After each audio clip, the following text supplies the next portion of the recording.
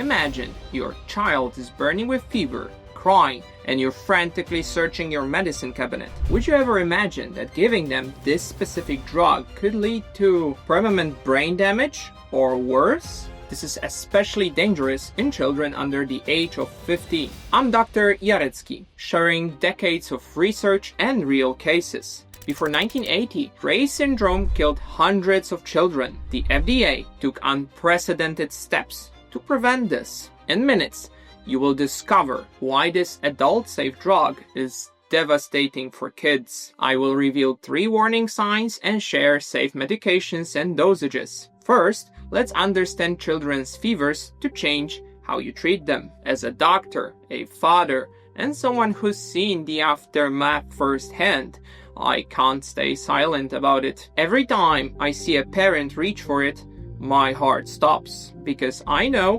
what could happen. We will break this down. First, the shocking truth about why this drug was banned. Then, what happens in a child's body when given this medication. Finally, a complete guide to safe fever management you can trust. But here's what's urgent. 47% of parents still keep this medication at home, not realizing the danger. By the end of this video, you will know exactly what to do for your child's fever and understand why this knowledge could save their life. Reye syndrome will change how you think about fever medication. Let me ask you something that might surprise you. Did you know that rushing to treat every fever might hurt your child's defenses? What if the right temperature for medication differed between a 2-month-old versus a 2-year-old? I see parents making mistakes daily, but don't worry, you will have a guide of which medications to use with precise dosages for every age group. First, what's really happening inside your child's body during fever?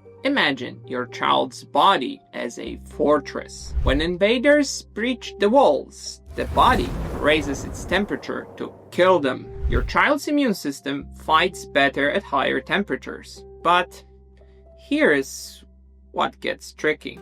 Like an oven that's too hot can burn what you're trying to cook. A temperature that's too high can start harming your child's body. If heat destroys harmful bacteria, it can also stress our own cells. That's why your body has specific temperature thresholds, like calibrated thermostats. Here are guidelines to help you stay calm and take the right action. Infants under 3 months, any fever of over 38 degrees Celsius or higher requires immediate medical attention. Call your doctor immediately. Infants 3 to 6 months, below 39 degrees Celsius, monitor if comfortable. Above, treat and contact your healthcare provider. Watch behavior. Children over 6 months, up to 39, observe if comfortable. Above, treat if discomfort. Be mindful if the child is not responding well to medication. Remember, these aren't some random numbers, they are thresholds from decades of research. It's more important how your child acts and feels than the numbers itself. Look for discomfort, breathing difficulty, or responsiveness changes. Fever without any symptoms always warrants ruling out urinary tract infections. If measuring axillary, which is the armpit temperature, subtract 0.2 degrees Celsius from all temperature cutoffs. Later, I will share safe medications and dosages, but first, in my years as a doctor, I have seen cases where a child with 38.3 degrees Celsius needed immediate emergency care, while another with 39.4 degrees Celsius was perfectly safe at home. The difference wasn't the numbers. What if one behavior change told you more than any thermometer? Let me share a story that changed how I view fevers forever. Last year, a mother brought her 4-year-old daughter to my office. The girl's temperature was only 38.3 degrees Celsius. Not alarming, but something wasn't right. While feverish children are tired but responsive, this girl showed one subtle sign that made the difference. Our bodies have an intricate warning system. Just as a building's alarm doesn't wait for a full fire, your child's body sends early warning signals. First of them is responsiveness. It's normal to feel tired, but the child should be easily awakened. Warning sign is when it's quite difficult to wake the child or if the child is confused. But you definitely need to seek emergency care if it's really difficult to wake the child. Second of them is breathing.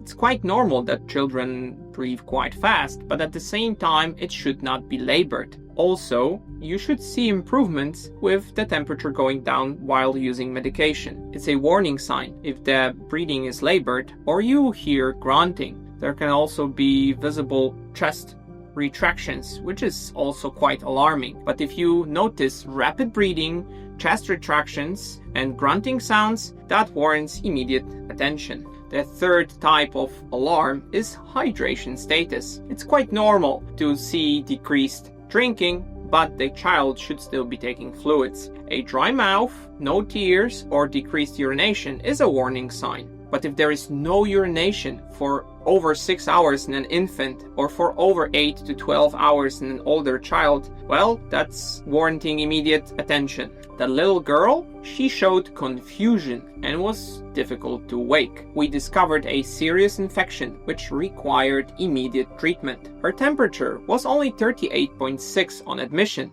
but those warning signs saved her life. There's something in your medicine cabinet that can turn a simple fever into a medical emergency. The damage can occur after 1 or 2 doses and you won't see the danger coming. Shockingly, this medicine is safe for adults, which makes it deceptive. Let me take you inside a case that haunts every pediatrician. A 6-year-old boy had a typical flu, fever, body aches, general malaise. His parents gave him what they thought was safe medication. They used countless times. The fever went down, but within 48 hours, the child was confused and vomiting. By the time they rushed him to the emergency room, his liver was failing. The diagnosis? Reye syndrome, a devastating condition when children with viral illnesses are given one medication: aspirin. The truly terrifying part? This isn't isolated. Before this was discovered, hundreds of children were affected. Some never recovered. Even today, despite all our warnings. If you're reaching for something to relieve your child's fever, make absolutely sure it is not aspirin. After the medication list with specific dosing, I will tell you the key thing relating to using any medications. To treat fever, use these safe and effective drugs. Paracetamol has a standard dose of 10 to 15 milligrams per kilogram of body weight every 4 to 6 hours. Dosing by body weight is more accurate than age alone. Maximum daily dose is 60 milligrams per kilogram per day, and you should be very mindful not to exceed it as you can damage the liver. Remember, give medication only as needed and not more frequently than every 4 hours. Next is ibuprofen. Standard dose is between 5 and 10 milligrams per kilogram of body weight every 6 to 8 hours. Again, dosing by body weight is more accurate than age alone. Maximum daily dose is 40 milligrams per kilogram per day. And finally, metamizole. It should be only used under medical supervision, but it's different around the world. The warning is present due to the risk of agranulocytosis, which can happen depending on genetic predispositions, and the frequency is much different around the world. A standard dose is around 10 milligrams per kilogram of body weight. And again, dosing by body weight is more accurate than age alone, hence pretty much everywhere you just need to know how much your child weighs and measure according to guidelines. It's just really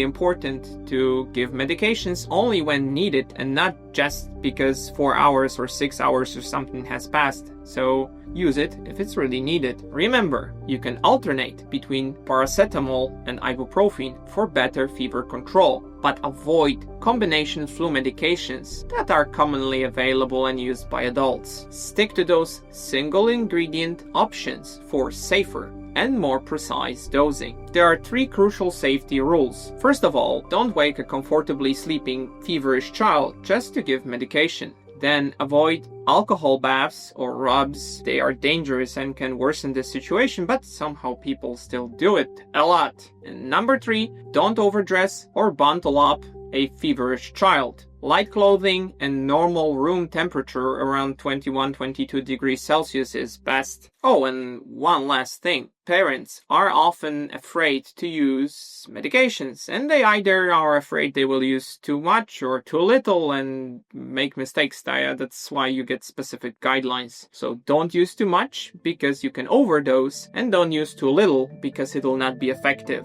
Now, did you know how to handle fevers safely? Let's tackle another symptom that often leaves people wondering whether to seek medical help. There's a crucial difference between a dry and wet cough that can tell you exactly what's causing it, and some specific sounds that should never be ignored. Watch our next video to learn how to identify different types of cough, recognize the warning signs, and know exactly when you need to see a doctor.